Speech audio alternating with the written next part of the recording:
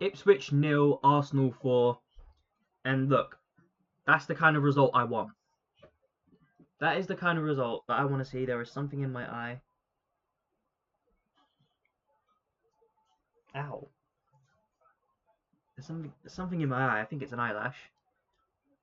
But look, um, we played the way we needed to play. We got the early goal, which is always important. I didn't think that Ipswich would play defensively. I didn't think they would play. Yeah, I didn't think they would play defensively. I think they would look for the result. But you can never be too sure. So getting that first goal, it forces Ipswich to play open, and that is the kind of football that we need. And even then, I feel like they were very, very unopen. If I'm honest, like near the end of it, it looked like they were playing very defensively.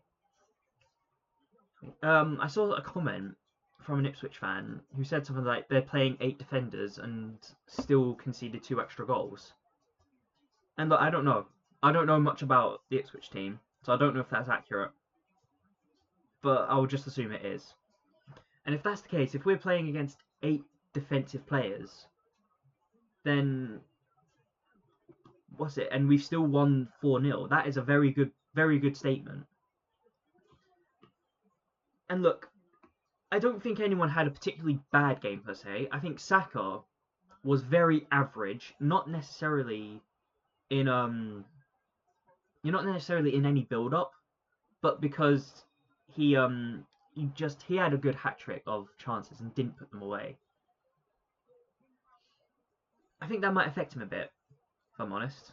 But Bukayo Saka, not a good game today, I don't think. Very, very average. And I think I'll give him an average rating. Just because of that. But other than that, I cannot complain. We played against 10 men.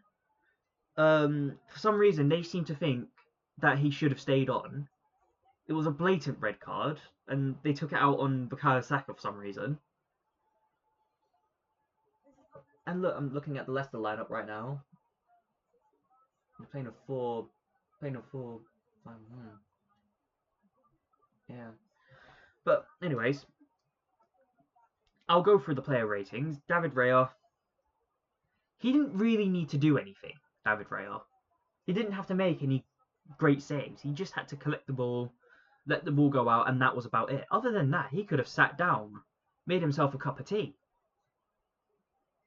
So I can't really give him a great rating for that, but because he didn't do anything wrong, I'll give him a 7.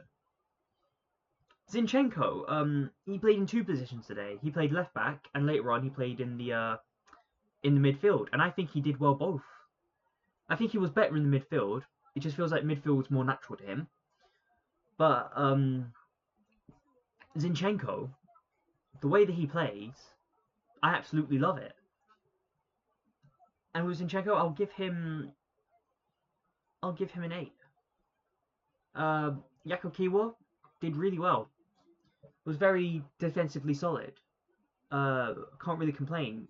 Maybe he had like one scare where you're thinking just don't lose the ball, but he didn't actually lose the ball then. I can't complain about anything he did. He gets an 8. William Saliba, 8. Again, didn't do anything wrong. Was very defensively solid. He was the one that was tracking back whenever they tried to catch it on the counter. He was the one to beat, and they didn't beat him. There was one instance where they had a good attempt, and that was kind of just poor overall defending, letting something like that in. But you need to remember how much we commit forward, and we do commit forward. We're a very attacking team. Moving on to Ben White. Ben White, a little bit quieter than Saliba, but other than that, no complaints.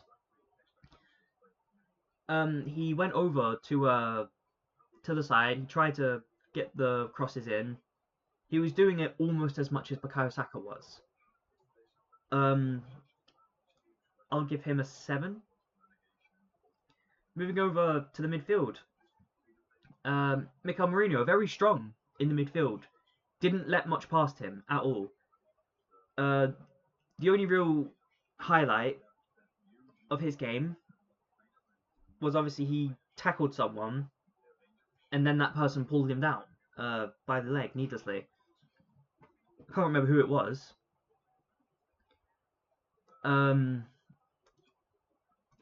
Just remembered. I haven't even taken that off. I haven't taken the score off. Oh well, I'm already too far in the recording, I don't care. But yeah, Mikel Merino, very good overall performance. Very strong defensively. Did push forward quite a lot. Did win a lot of duels. No complaints. He gets an 8. Declan Rice, he gets another 8. With Declan Rice, he very much bosses that midfield position. He is very much a playmaker. Odegaard. I think Odegaard wasn't a horrible game. Maybe 1 or 2 instances I think could have done better. Other than that, I'll give him a 7. Gabriel Martinelli. I thought he played decently, to be fair. He was definitely finding space on that left wing. Whenever he got the ball, 9 times out of 10 he would challenge them. I think maybe he should have got a bit more support whenever he got the ball and he stopped. He could have got a bit more support, but it's not really his fault for that. Gabriel Martinelli gets an 8. Bukayo Saka, just because of that finishing, I have to give him a 6. I think Bukayo Saka just wasn't on it today. I think after the foul, with the fans booing him, I wonder if that was getting to his head a bit. He's a player that I wanted to score as well after that, so I don't know, maybe I'm being a bit harsh. Let me know if you think I'm being a bit harsh or not. But I have to give him a 6 just because I think his finishing was just so bad. It's not the Bukayo Saka that I remember. And finally, Trossard. He gets a 9 and he is my man of the match. I don't really need to explain myself. 2 goals. Securing the win for us. Getting that 3rd goal for us. Even though they were down to 10 men. It is only ever secure when you go 3-0 up. And even then, sometimes not. But Trossard, he secured it for us. 3-0. He also... Was he the one who scored the opening goal as well? I think he was. He scored the opening goal. And then he scored the goal that sealed it for us. On the ball, he was very much on it. But again, I think he did well. He did well when he was receiving the ball. I think that's the kind of player he is. He's better at receiving it than he is giving it. Not that I have any problem with him giving it to any players, but still. Trossard gets a 9. He is my man of the match. Mikel Arteta. I can't think of anything wrong he has done in this game. He made the substitutions. A lot of them were made when we were already going to win. And let's be honest, there was no way of them coming back. So fair enough. Taking Declan Rice off, taking Saka off, taking Mourinho off, and Gabriel Martinelli. That all adds up to me. It all makes sense. It's what we want to do.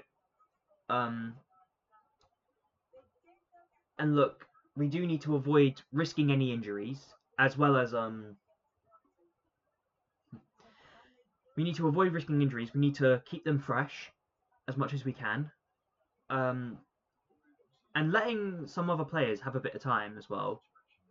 I cannot complain with anything that Mikel Arteta did today. Arteta gets a 10. Fans, they get a 10. I heard them most of the time. The only times I ever heard Ipswich fans was when they were chanting "Same old Arsenal, always cheating," and when they were booing Bukayo Saka. Other than that, it was all Arsenal fans that I heard.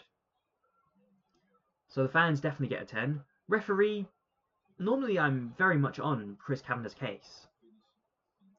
But I think today didn't really have a bad game. He was very on it. There was only 1 card shown, and that was the red card. And so I don't think he really have a problem. He didn't have too much to do other than a few fouls. But it's Chris Kavanagh we're talking about. So I don't want to give him a good rating. he gets a 5 just for being Chris Kavanagh. But there we go. There's my match review. Let me know what you think down below. Like, share, and comment, and please subscribe. It really does help out the channel. I'll be seeing you in the match preview against Crystal Palace. Goodbye.